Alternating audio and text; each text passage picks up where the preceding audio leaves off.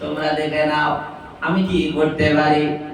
আল্লাহ তাআলা সর্বপ্রথম আগুনকে ঘোষণা দিবেন, আগুন অমুক ব্যক্তির বডিখানা পোড়ানো হয়েছে, একটু তার বডিখানা ফিরিয়ে দাও। আগুন বলল, রব আমার ক্ষমতা হলো পুড়িয়ে ছাই করে দেওয়া, ছাই করে দিয়ে জমিনে রেখেছি। আল্লাহ আগুনকে ছেড়ে দেবেন। আল্লাহ তাআলা দেখেন আগুন নিজস্ব কোনো ক্ষমতা নাই। যদি নিজস্ব ক্ষমতা থাকতো ইব্রাহিমের জন্য এত আগুনের ব্যবস্থা তারা করেছিল, কাছে গিয়ে ফেলবে ইব্রাহিম নবীকে সুযোগ তাদের ছিল না। চরকার উপরে চড়িয়ে দিয়ে দূর থেকে ছুঁড়ে ফেলা হয়েছিল। আগুনকে আল্লাহ বলেছিলেন, আগুন আমার ইব্রাহিমের এক পশম পর্যন্ত পোড়াবি না, পুড়ে নাই। এটাই হলো সেই পৃথিবী, এটাই সেই আগুন, এটাই হলো রবের হুকুম। আল্লাহ তাআলা আগুনকে যখন বললেন ফিরিয়ে দাও, আগুন বলল, আল্লাহ আমি পুড়িয়ে ছাই করে জমিনের উপরে রেখেছি তার বডিখানার ছাই। আল্লাহ তাআলা আগুনকে ছেড়ে দিয়ে বলবেন, ওরে মাটি, অমুক ব্যক্তির বডিখানা পোড়ানো হলো, সেই বডিখানা ছাই জমিনে রাখা হয়েছে, সেই বডির ছাইগুলো আমাকে ফিরিয়ে দাও। আল্লাহ তাআলা মাটিকে যখন বললেন, মাটি বললেন, রব এত জোরে বাতাস আসলো, ওই বাতাসে ছাইগুলো উড়িয়ে নিয়ে চলে গেল কোথায়? আল্লাহ এবার কি করবেন? মাটিকে ছেড়ে দিয়ে আল্লাহ বাতাসকে বলবেন, ওরে বাতাস, হাওয়া কোথায় উড়িয়ে দিলি, ফিরিয়ে দে। অমুক ব্যক্তির বডিখানা পোড়ানো হয়েছে, ফিরাইয়া দে। বাতাস বলবেন, আল্লাহ আমার নিজস্ব কোনো ক্ষমতা নাই, আমার কাজ হলো এই মুস্তান্তরিত করা, এক জায়গা থেকে অন্যত্রায় চলে যাওয়া। আমি তাকে এবার করেছি, ছাইটাকে বাতাস দিয়েছি, উড়িয়ে দিয়েছি, ওই ছাইগুলো পানির মধ্যে পড়ে গেছে। আল্লাহ তাআলা পানিকে বলবেন, পানি অমুক ব্যক্তির বডির ছাই পানির মধ্যে পড়েছে, ফিরিয়ে দে। পানি বলবে, আল্লাহ ওই ছাইগুলো আমার তলায় কাদার সঙ্গে মিশে গেছে। আল্লাহ বলবেন, কুন ফায়াকুন, ও পানির নিচের কাদা, অমুক জনার বডি পোড়ানো হয়েছিল, ওই ব্যক্তির ছাই তোর মধ্যে মিশে গেছে, তাড়াতাড়ি করে ফিরাইয়া দে। সঙ্গে সঙ্গে ওই পানির তলার কাদা সে বলবে, রব আমার মধ্যে আছে, ফিরাইয়া দাও। আল্লাহ সেখান থেকে উঠে কবরের ব্যবস্থার মতো, কবরে যেমন আযাব হয় সেই রকম আযাব ওই ব্যক্তির হবে, এর মধ্যে কোনো সন্দেহ নাই। তাহলে জানা গেল, যার যেখানে বডি ধরে, চাই তাকে কবরস্থ করা হোক, চাই তাকে পুড়িয়ে দেওয়া হোক, চাই তাকে কুমিরের পিঠে খাইয়ে দেওয়া হোক, পোকামাকড়ি খাইয়ে দেওয়া হোক, পানিতে ভাসিয়ে দেওয়া হোক, যেখানে যার বডিটা থাকবে আমার রব সেখান থেকে তাদেরকে ওঠাবে। তুম্মা ইন্না আলাইনা ইয়াবাহুম, তুম্মা ইন্না আলাইনা হিসাবাহুম। আল্লাহ তাআলা বলেন, আমি তোমাদেরকে তুলব, সেখান থেকে তোমাদের হিসাব নেব। পালিয়ে যাওয়ার কোনো সুযোগ নাই। পৃথিবীর মানুষ যদি মনে করে যে আমি জমিনে আছি, আমি পালিয়ে যাব, কোথায় যাবেন? সারা পৃথিবীটাই তো আল্লাহর। আপনি মনে করেন মুর্শিদাবাদে থাকবো না, চলে যাব কলকাতায়, কলকাতা ভালো লাগে না, চলে গেলাম মহারাষ্ট্র, বোম্বে চলে গেলাম, সেখানেও ভালো লাগে না, জাহাজে উড়ে সৌদি আরব চলে গেলাম, সেখানেও ভালো লাগে না, পালাবার জায়গা কোথাও পাবেন না। আল্লাহ বলেন, যেখানে যাবা সেই জায়গায় হলো আমার। আল্লাহ তাআলা এজন্য বললেন, দুনিয়ার মানুষেরা আল্লাহকে ভয় করো, হাসর তোমাদের হবে, কবরে তোমাদের ঘুমাতে হবে, কবর থেকে তোমাদেরকে আবার তোলাবো, তোমাদের তুলে কেমন করে হিসাব দেব শুনে নাও। আল্লাহ এজন্য বললেন, এমন সেই ব্যক্তিরা যারা গর্তের ভিতরে লুকিয়ে ছিল, তারা কারা? আল্লাহ তাআলা মানুষকে যে তুলবেন তার নমুনা আল্লাহ দেখিয়ে দিয়েছেন, এবং কোরআনের মধ্যে আল্লাহ তাআলা বলেন যে তারা বাদশা দাকিয়ানুসের জামানায় এমন একজন বাদশা, যে বাদশা দেশের মধ্যে পুতুল তৈরি করলো, পুতুল পুজো তৈরি করলো। দেশের মানুষকে বলল, তোমরা এর পদতলে নজরানা দাও, টাকা দাও। দেশের মানুষেরা বলল, আমাদের আকা মেরে বাদশাহ, আপনার হুকুম যেটা সেটা আমরা মানব।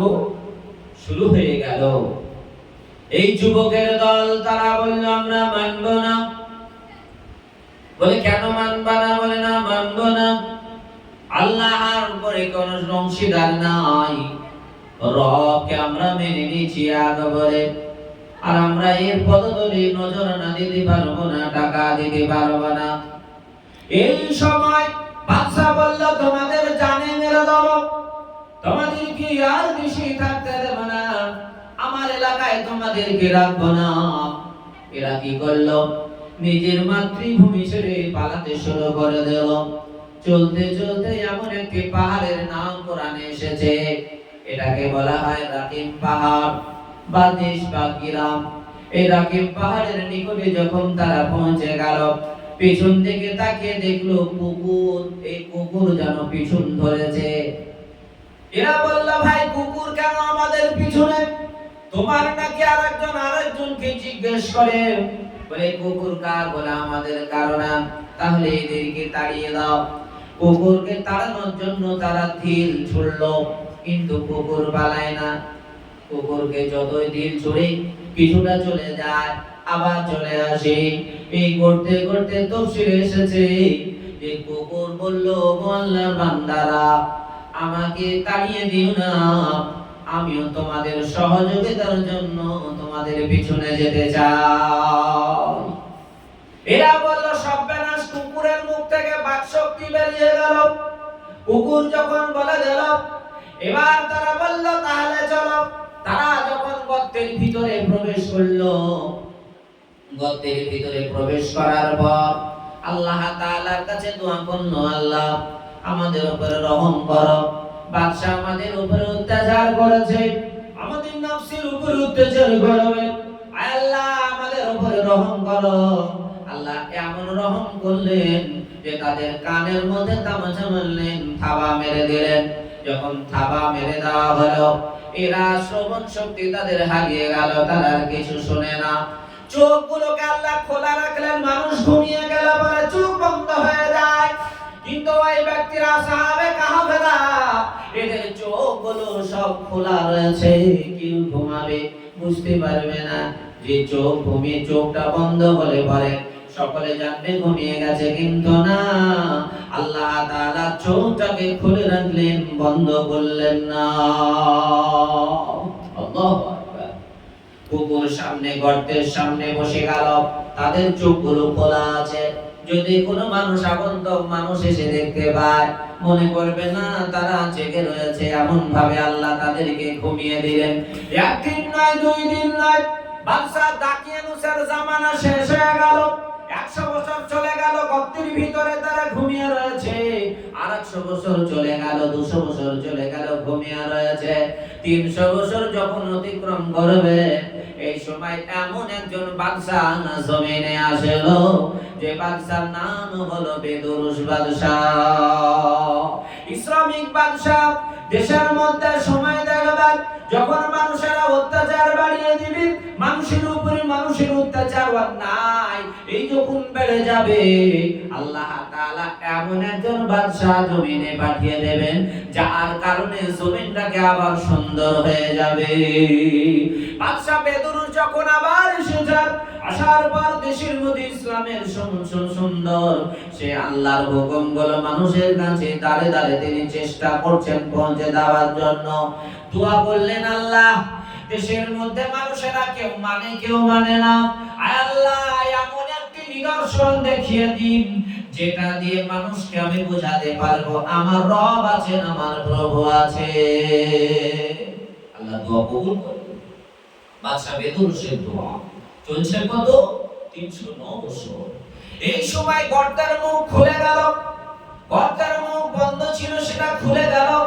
খুলে যাওয়ার পর গর্তের ভিতর থেকে ওই ব্যক্তিরা যারা বাদশা দাকিয়ানুসের ভয়ে পালিয়ে এসেছিল, গর্তের ভিতরে তারা জেগে গেছে। এক ভাই আরেক ভাইকে বলছে, ভাই বড় খিদা লেগেছে, বাজার থেকে দুটো খাবারের ব্যবস্থা করো, রুটি নিয়ে এসো।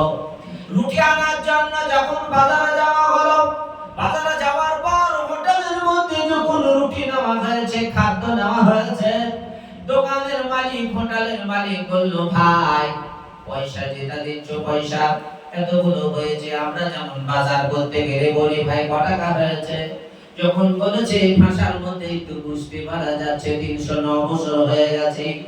হোটেলের মালিক চেহারার দিকে তাকিয়ে বলে, আচ্ছা তোমরা কোথায় বাড়ি তোমাদের? তোমাকে দেখি কথার মধ্যে মিল হচ্ছে না, বাড়ি কোথায়? বলে ভাই জানার প্রয়োজন নাই, এখানে এমন তো ভয় আছে বাদশার লোকেরা যদি জানতে পারে আমাদেরকে ধরে নিয়ে গিয়ে আমাদের বড় বিচার করবে। এরা জানে না যারা গর্তের ভেতরে শুয়েছিল 309 বছর পার হয়ে গেছে, এরা জানে না, টের পায়নি।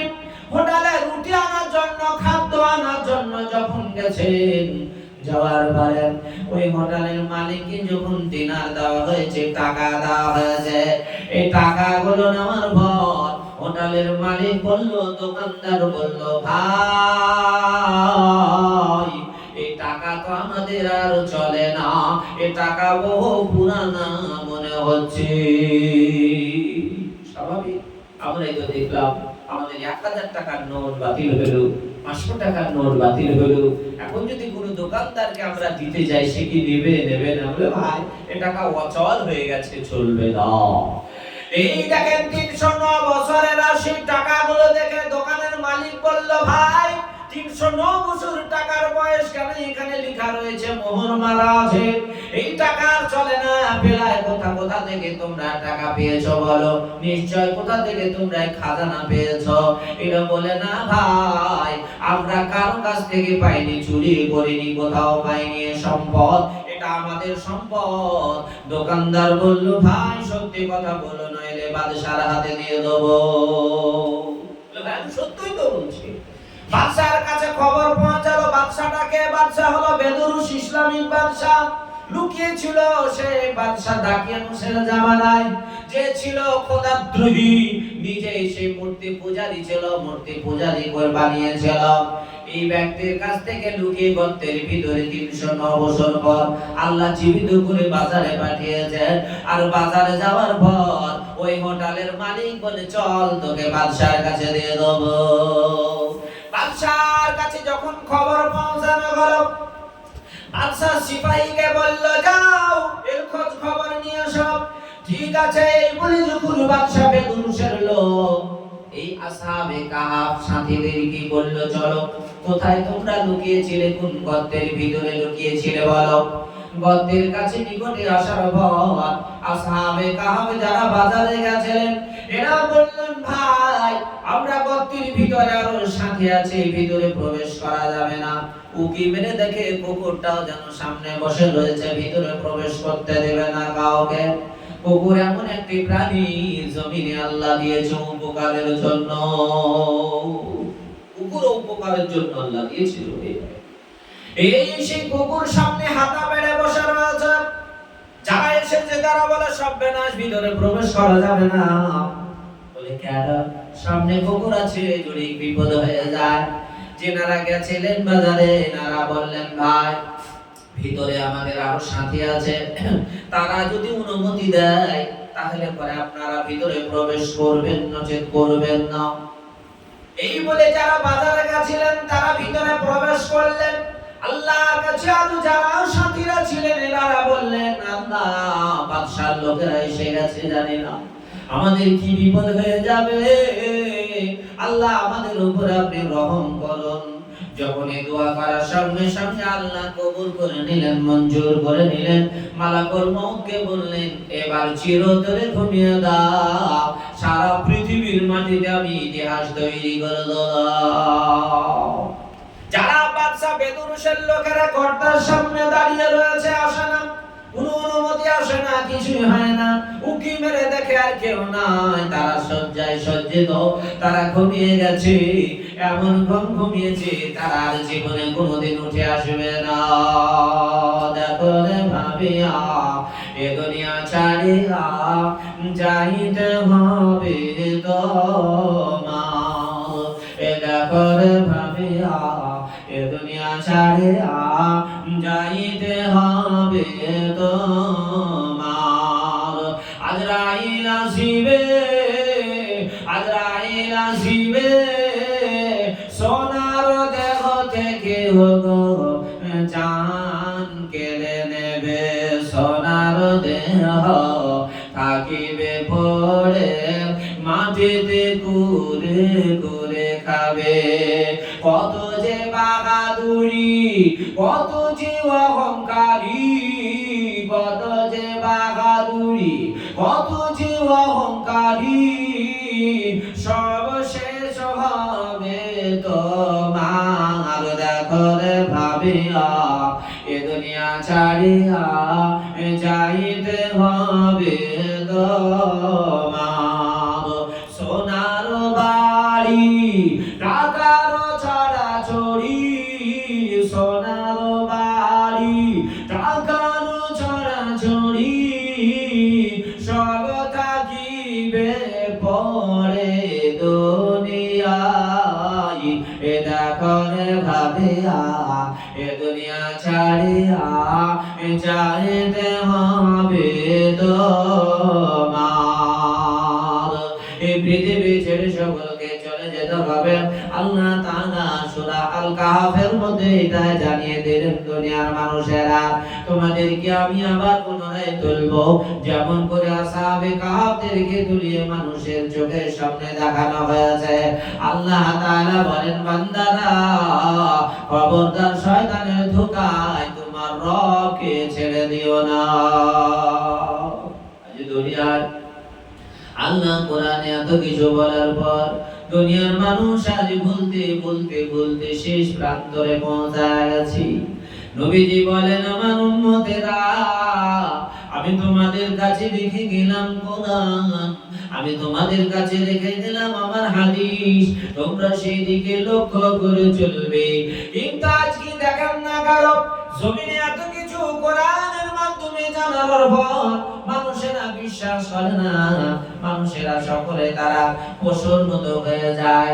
আল্লাহর নবী মুহাম্মদ সাল্লাল্লাহু আলাইহি ওয়াসাল্লাম সুন্দর করে বলে দিলেন, যখন মানুষেরা তার রবকে ভুলে যাবে, যখন তার প্রভুকে মানুষেরা ভুলে যাবে, আল্লাহ তাআলা দুনিয়ার মধ্যে মানুষদেরকে বিপদে ফেলে দেবে। আসলে তাই দিন দিন হয়ে যায়। এত বড় বিপদ গেল তাও মানুষ ভুলে গেল। করোনার বাহানা দিয়ে দেখেন না কারো এমন ভাবে মানুষ মনে হচ্ছিল কবরের সঙ্গে মনে হয় আর সাক্ষাৎ হবে না, কথা হবে না। এমন চলে আসলো, মিডিয়া ওয়ালারা এমন বলে দিল, মানুষ যদি পড়ে যায় তাকে যে হাতে করে তুলবে এটাও নিষেধ করে দিল। সব বেদাস। এত বড় বিপদ থেকে আল্লাহ হেফাজত করে মানুষকে সেই বিপদ থেকে সুন্দর করে আবার জমিনে সুন্দর ব্যবস্থা করে দিলেন, তবুও মানুষ বলে যায়। আল্লাহর নবী বলেন, আমার উম্মতেরা তোমরা ভুল করেছো, তোমরা ভুলের মধ্যে চলে গেছো, ফিরে এসো, ফিরে এসো, আমার রব তোমাদের ক্ষমা করে দেবে। হাদিসে এসেছে আবু হুরায়রা থেকে বর্ণিত, নবীজি বলেন, বান্দারা যদি অন্যায় করে, পাপ করে, গুনাহ করে, শয়তানের ধোঁকায় পড়ে গেছিল, সেই ব্যক্তি যদি অন্ধকারে কান্না করে, আল্লাহর নবী বলেন, কেউ দেখে না, কাউকে দেখায় না, নীরবে অন্ধকারে তাহাজ্জুদের মাধ্যমে বসে বসে যদি আল্লাহকে ডাকে, তওবা করে, ইস্তেগফার করে, নবী বলেন ওই ব্যক্তিকে আল্লাহ কিয়ামতের মাঠে সম্মানিত করবে, আরশের নিচে স্থান দান করবেন। ওয়ারজুলুন যাকারাল্লাহ খালিয়ান ফাফাজাত আইনা, কোন ব্যক্তি খাস নিয়তে চোখের পানি ছেড়ে কান্দে, কান্নার দরুনে চোখ দিয়ে পানি ঝরে যায়। নবী বলেন, আল্লাহ কিয়ামতের মাঠে 7 ব্যক্তিকে আরশের নিচে স্থান দান করবেন। এই 7 ব্যক্তির মধ্যে ওই ব্যক্তিও পড়বে যে অন্ধকারে আল্লাহর ভয়ে কান্না করে। আমার মা বোনেরা, আমার আব্বা জানেরা, এই জন্য রাত্রে বেলায় ঘুম ভেঙে গেলে বলে উযু করে নিয়ে কমসে কম তাহাজ্জুদের নামাজের পাটিতে বসে তাহাজ্জুদের নামাজ পড়ে যদি দোয়া করেন, আল্লাহ আপনার বিপদ আপদ দূর করবেন দুনিয়ায়, এবং কিয়ামতের মাঠে ভয়াবহ দিন আরশের নিচে স্থান পাবেন। আমি দুটো কথা আমার মা বোনদেরকে বলে যাই, যারা যে 6 রোজা করেছেন, এই বিষয়টা আমি আপনাদের বলে যাই যে যিনারা 6 রোজা করেছেন, 6 রোজার বদৌলতে দুনিয়াতেও এক মহিলা তার বদলা পেয়েছিলেন। ঘটনাটা সংক্ষিপ্ত বলবো। যেহেতু আমার মা বোনেরা আপনারা অনেকেই 6 রোজা করেছেন, অনেকজন বলেছেন 6 রোজা না করলেও হয়, কেউ বলেছেন না করলেও হয়, এই বিভিন্ন মাসলা মশাইলের দিকে পড়ে থাকেন। কেউ বলেছে ভাঙা রোজা না করলে 6 রোজা হয় না, আবার কেউ বলেছে না 6 রোজা করলে পরে ভাঙা রোজাটাও গন্ডগোল হবে। বিভিন্ন মাসলা মশাইলের ব্যাপার থাকে। তবে আমি বলি আল্লাহর ফরজ হুকুম সেটা আগে মানতে হবে, তারপরে আপনি 6 রোজা এটা নফল। তো 6 রোজা করলে পরে কি হয় এটা আমি ক্লিয়ার করে দিয়ে যাই। আল্লাহর নবী বিশ্ব নবী রাহমাতুল লিল আলামিন মুহাম্মদ সাল্লাল্লাহু আলাইহি সাল্লাম তিনি বেশি করে রোজা রাখতেন সারা বছরের মধ্যে। এক সোমবার, এক বৃহস্পতিবার, সোমবারের দিন আর বৃহস্পতিবারের দিন নবীজি রোজা রাখতেন রমজানের বাইরে। আমার মায়েরা, একজন মহিলা তার স্বামী ছিল বড় মাতাল। অনেক মাহমুদের এরকম স্বামী আছে, তারা দাঁড়িয়ে পেশাব করে, ইসলাম চিনে না, কোরআন চিনে না, নামাজ চিনে না, মসজিদ তাদের জায়গা নাই, মসজিদে তারা যায় না। এইরকম ধরনের অনেক পুরুষ মানুষ সমাজে বসবাস করে। এটা নতুন ইতিহাস নয়, এটা বহু পুরাতন ইতিহাস। আমি ইতিহাস থেকে বলবো, একজন মহিলা সে ছিল ধার্মিকা, সে তাহাজ্জুদ তার কোনোদিন ছেড়ে যেত না, নফল রোজা কোনোদিন ছাড়তো না। এইরকম ধরনের